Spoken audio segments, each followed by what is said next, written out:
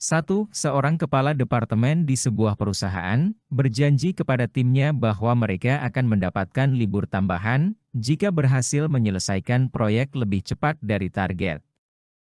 Setelah tim berhasil menyelesaikan proyek lebih cepat, kepala departemen menyadari bahwa memberikan libur tambahan akan mempengaruhi produktivitas di proyek berikutnya. Apa yang sebaiknya dilakukan kepala departemen untuk menjaga komitmen dan kepercayaannya di mata tim? A. Tidak memberikan libur tambahan agar produktivitas perusahaan tetap terjaga. B. Memberikan libur tambahan sesuai janji untuk menjaga kepercayaan tim. C. Menjelaskan kepada tim bahwa keadaan telah berubah, sehingga libur tambahan tidak bisa diberikan. D. Mengganti libur tambahan dengan bonus lain seperti penghargaan atau sertifikat. E. Meminta maaf kepada tim dan menjanjikan penghargaan di kesempatan lain jika memungkinkan.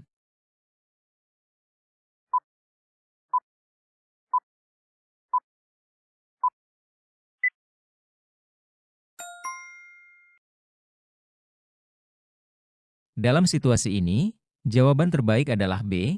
Memberikan libur tambahan sesuai janji untuk menjaga kepercayaan tim. Alasannya, satu komitmen dan kepercayaan, memenuhi janji yang telah dibuat, sangat penting untuk menjaga kepercayaan dan motivasi tim. Jika kepala departemen tidak memberikan libur tambahan sesuai janji, tim mungkin merasa dihargai atau diperdaya, yang dapat merusak moral dan motivasi di masa depan. 2. Penghargaan kinerja, memberikan libur tambahan sebagai bentuk penghargaan, menunjukkan bahwa kepala departemen menghargai usaha ekstra yang telah dilakukan tim. Ini dapat meningkatkan kepuasan dan loyalitas karyawan.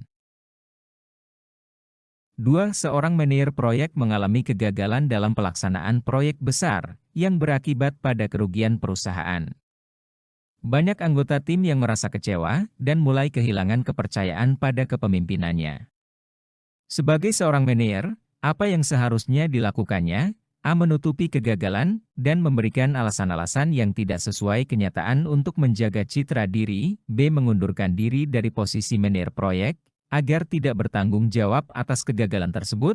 C. Mengakui kegagalan di depan tim dan perusahaan, serta berjanji untuk belajar dari pengalaman dan memperbaiki strategi di proyek berikutnya. D. Menyalahkan anggota tim atas kegagalan proyek agar tidak terkena kritik dari manajemen senior. E. Mengalihkan perhatian dengan mengusulkan proyek baru untuk mengurangi fokus pada kegagalan yang terjadi.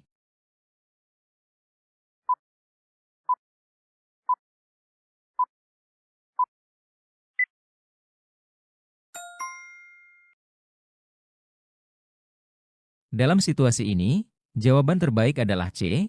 Mengakui kegagalan di depan tim dan perusahaan, serta berjanji untuk belajar dari pengalaman dan memperbaiki strategi di proyek berikutnya. Alasannya, 1. Transparansi dan akuntabilitas. Mengakui kegagalan menunjukkan sikap transparan dan akuntabel. Ini penting untuk memulihkan kepercayaan tim dan perusahaan, serta menunjukkan bahwa manajer bertanggung jawab atas hasil yang terjadi. 2. Pembelajaran dan perbaikan. Dengan mengakui kesalahan dan berkomitmen untuk belajar dari pengalaman tersebut, manajer menunjukkan keseriusan dalam perbaikan dan pengembangan. Ini bisa memperbaiki strategi dan proses di masa depan, serta meningkatkan peluang keberhasilan proyek berikutnya. 3. Seorang karyawan di sebuah perusahaan menemukan adanya praktik penyalahgunaan anggaran yang dilakukan oleh salah satu koleganya. Karyawan tersebut merasa ragu untuk melaporkannya, karena takut akan konsekuensinya. Apa yang seharusnya dilakukan oleh karyawan tersebut? A. Melaporkan penyalahgunaan anggaran tersebut kepada atasan atau pihak berwenang di perusahaan. B. Mengabaikan situasi dan tidak melaporkan karena khawatir terhadap risiko pribadi. C. Meminta keuntungan dari pihak yang terlibat untuk menutupi tindakan tersebut. D. Mencoba menyelesaikan masalah sendiri tanpa melibatkan pihak lain. E. Mencari nasihat dari teman sekerja sebelum memutuskan untuk melaporkan masalah tersebut.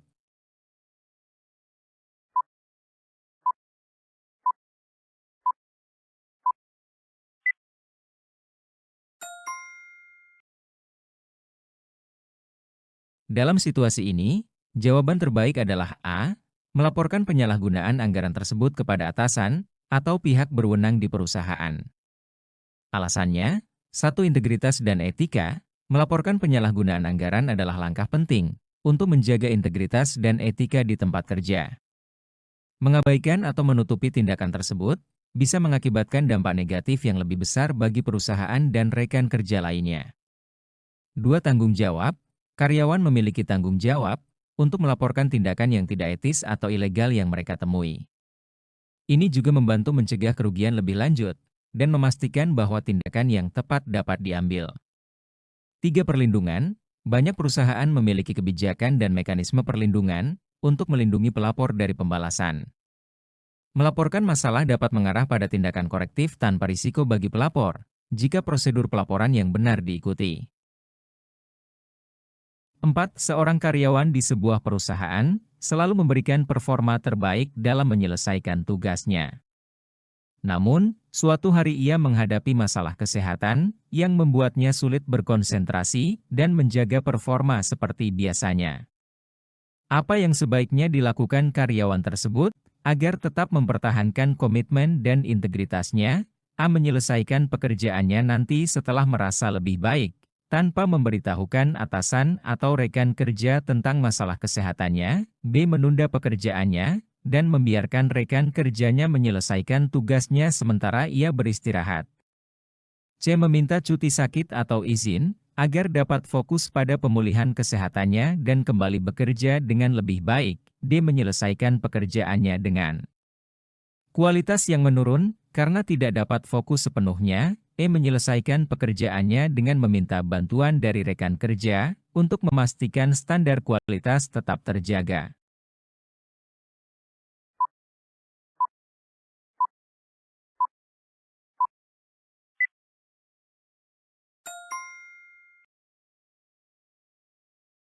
Dalam situasi ini, jawaban terbaik adalah C. Meminta cuti sakit atau izin, agar dapat fokus pada pemulihan kesehatannya dan kembali bekerja dengan lebih baik. Alasannya, 1. Kesehatan dan pemulihan. Meminta cuti sakit memungkinkan karyawan untuk fokus pada pemulihan tanpa tekanan untuk tetap bekerja dalam kondisi yang tidak optimal. Kesehatan yang baik penting untuk kinerja jangka panjang, dan memberikan waktu untuk pulih dapat membantu karyawan kembali bekerja dengan lebih baik. 2. Komitmen dan integritas. Dengan meminta cuti sakit secara resmi, karyawan menunjukkan integritas dengan tidak mencoba menyelesaikan pekerjaan dalam kondisi yang buruk. Ini juga menunjukkan tanggung jawab terhadap pekerjaan dan diri sendiri, memastikan bahwa pekerjaan dilakukan dengan kualitas yang tinggi setelah kembali. 5. Seorang karyawan diberi kepercayaan untuk mengelola proyek penting di perusahaannya. Namun, saat menjalankan proyek tersebut, ia menemukan peluang untuk memanipulasi anggaran demi keuntungan pribadi, dan yakin tidak ada yang akan mengetahuinya. Apa yang seharusnya dilakukan karyawan tersebut? Untuk menjaga integritasnya, A. Memanfaatkan peluang tersebut, karena merasa tidak ada yang akan mengetahuinya. B. Mengabaikan peluang itu, dan mengelola anggaran sesuai aturan perusahaan. C. Memberitahu rekan kerja terdekat tentang peluang tersebut, dan meminta saran sebelum bertindak. D. Menyimpan kelebihan anggaran tersebut, untuk digunakan di proyek lain tanpa memberitahu perusahaan. E. Melaporkan masalah tersebut kepada atasan, dan meminta panduan tentang bagaimana mengelola anggaran dengan benar.